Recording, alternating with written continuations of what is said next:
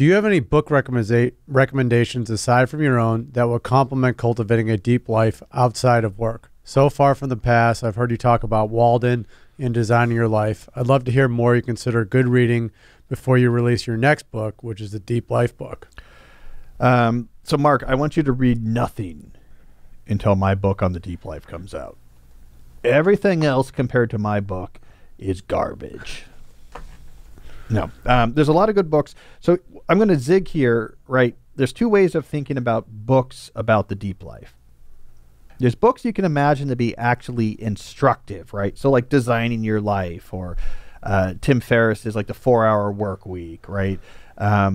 What's the Arthur Brooks book? We had Arthur on, his book with Oprah, Building the Life You Want. So you have straight up instructive books.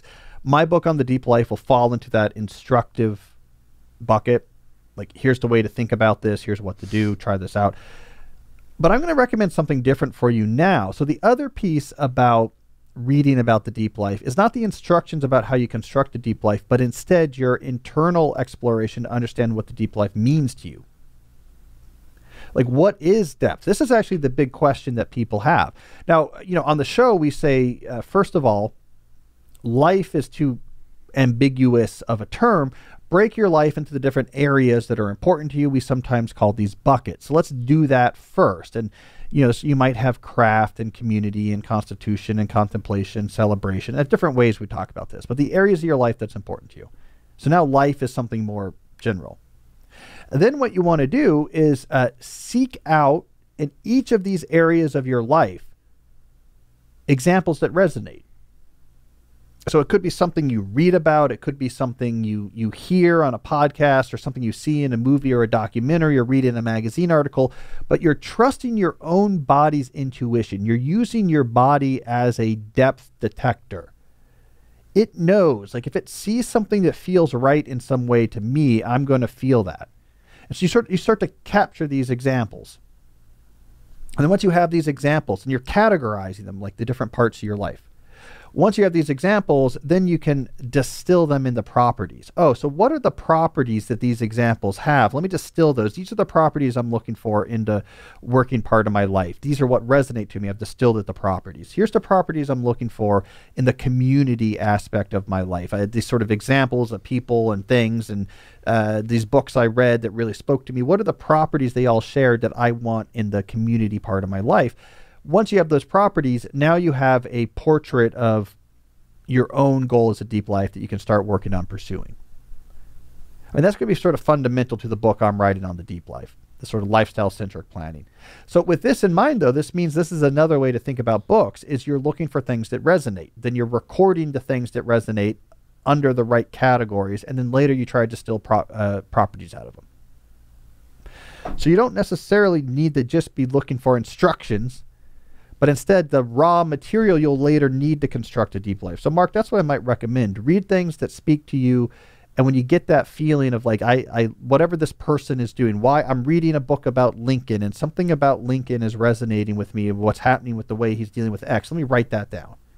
I'm watching a documentary about Laird Hamilton, big wave surfing on the North Shore of Maui. I don't know what about this is resonating, but something is. I'm going to write this down.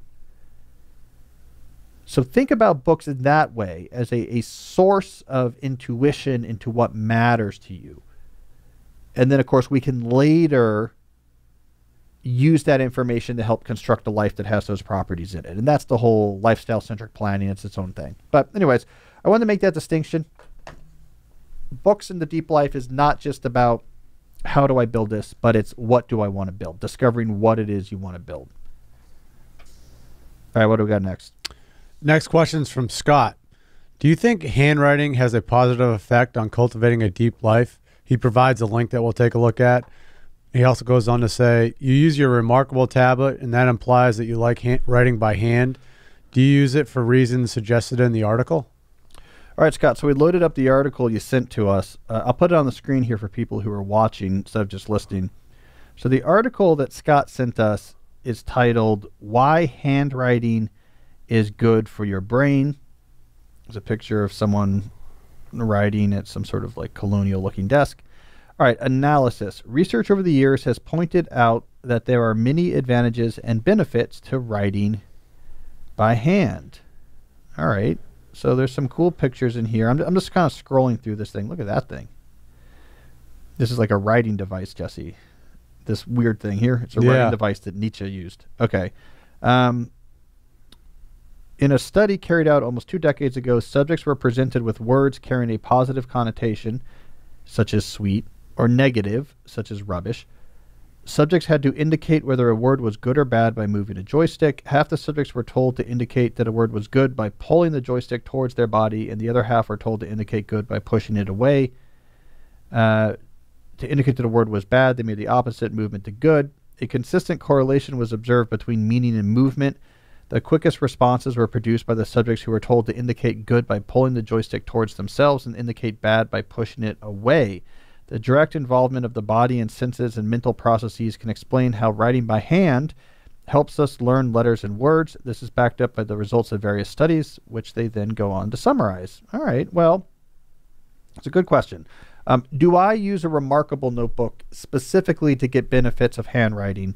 Not really. Not really. There's 2 advantages I like to it. Portability. So handwriting is portable. You just need a surface. Right, keyboards take space, and I can type much faster than I can write. I mean, I take a lot of notes on my computer typing because I can type much faster than I can write, but it's not portable. So I like portability of handwriting. I also like flexibility of formatting. So in my Remarkable, I underline things, I draw boxes, I draw arrows. There's a lot of information that can be captured diagrammically, right? Like I can draw things, captures information. I can underline things, box things, connect things with arrows. There's a lot of extra information you can add with drawing in addition to just pure text. So I like both those things about handwriting. I don't know that I understand or remember information better when I write. I'm frustrated that my writing is slow compared to my typing. My handwriting tends to get sloppy. Usually when I'm typing, just because my speed is better, I can get out more ideas. I can develop them better. I mean, I actually like typed thinking. I feel like is more flexible for me than writing, speaking. But there's advantages to the handwriting, the portability and the ability to add diagrams. So, I'm not a big booster of these notions that it will change my understanding if I write it as opposed to type it. In my book, I talked about this. I'm remembering this now. I talked about this in my straight A student book from years ago about, how to be a student. And I argued in that book, like, hey, if you're able to bring a laptop, if you have a laptop and are able to bring a laptop in the class to take notes, that's probably better because you can type faster. Like, to me, it was all about keeping up, getting the information down that you can then later study from. And so I think if I'm thinking back, even from my early days, I was a big fan of speed and efficiency. So I like typing, but I do handwrite because it has its advantages. If I had better handwriting, Jesse, I would do it more. Like some people have beautiful handwriting and there's they draw, it's really nice. They have these bullet journals that look very artistic. My notebooks, if you looked at them, sort of look like you're capturing someone having a stroke in real time. Just in terms of like the handwriting and because I get frustrated. Like, I want to go faster. Other than your $50 notebook back in the day. That one I wrote carefully in. That one slowed me down. That was in the book. I get frustrated I can't type faster. I type myself off of my keyboard. I go so fast. I type myself off. I want to go faster. My thoughts move so much quicker than I can get information down. But that's true. So in my high quality notebook, which I talk about in Slow Productivity, I spent a lot of money on this notebook when I was a postdoc, so I would take my thoughts more seriously. My handwriting is very neat in there. So I did go slower in that notebook, and I did produce better ideas. So maybe there's something in that. How's your keyboard holding up that you bought over the holiday season? I like it. My mechanical. Yeah. Yeah. So it by bouncing up the fingers, I'm faster. I can type faster, but I still type myself off that keyboard. I go faster than I can actually keep up. So you still use it all the time? All the time. Yeah. Even in the HQ, when I use our beastly studio computer setup, I'll bring my mechanical and plug it in. Yeah, I really do like writing on it. That's cool. All right, next question is from Josh. I have struggled with learning in school and work my whole life. I struggle with comprehension, and my analytical and communication skills are terrible. I'm 33, and this inability to move up in life and grow is affecting every aspect of my life. I feel like I'm always working hard to no avail. Should I get a brain scan to prove I have a low IQ? No. I don't think you need to measure your IQ. I don't think you need a brain scan. I think what we need to do here is lifestyle-centric planning, right? So this is like my key idea about the deep life is instead of fixating on particular specific goals that are appealing to you and hoping that those goals, if accomplished, will bring in their wake an appealing lifestyle, focus directly on the lifestyle that's appealing to you and see, how do I engineer it? When you focus on the aspects of your lifestyle that are appealing to you first and work backwards, it opens up many more ways forward. You have a huge diversity of ways forward. And most importantly, you can mix and match your ways forward towards this desirable lifestyle to actually conform to your opportunities and obstacles, which are very specific to you. So I think lifestyle-centric planning is what's going to be good here, because I think in your mind, it sounds like you probably have these like particular goals. I don't know, I want to be higher up in this job, or I want to make this much money in this role, and there's obstacles to it. You're like, I'm having a hard time getting there. Whereas in lifestyle-centric planning, you say, well, what do I want? What do I actually want in the different parts of my life? It's not the specific job. It's that I want to have, this type of security and live this type of place and have this sort of engagement with the community and spend this type of time. You build this image of your life. And now you can say, what are my best ways to get there? So if like this particular type of work you're in, maybe it's involving certain types of like very stylized business communication and lots of like fast analytical thinking about analyzing things. And if that is not fitting well with your skills, okay, let's find a different way to get towards what you're looking for. The other thing you'll get out of lifestyle-centric planning is now you're working with your opportunities and obstacles. You can sort of work systematically to expand opportunities and reduce the obstacles. So if you're having difficulty with reading comprehension, for example, there are things you can do to make that better. Typically reading, building up a reading habit, starting with books that are incredibly appealing and easy, and then sort of slowly pushing yourself on the complexity. That changes your mind. As your mind becomes a reading mind, it changes it. Spending a lot less time with really high distraction, high salient attention economy tools like things on your phone. Spend a lot less time with that and more times with slow information and slow entertainment like books, like watching full movies. That'll rewire your brain in a way that will help. If there's particular analytical skills, practicing those skills will help. I want to actually practice doing this type of analysis, getting feedback, doing it better next time. So you can actually reduce obstacles and increase opportunities. But all of this, I think, should be in the context of what do I want out of my life? Okay, what do I have available? What opportunities do I have available? What are my obstacles? How can I expand those, reduce those? Fine.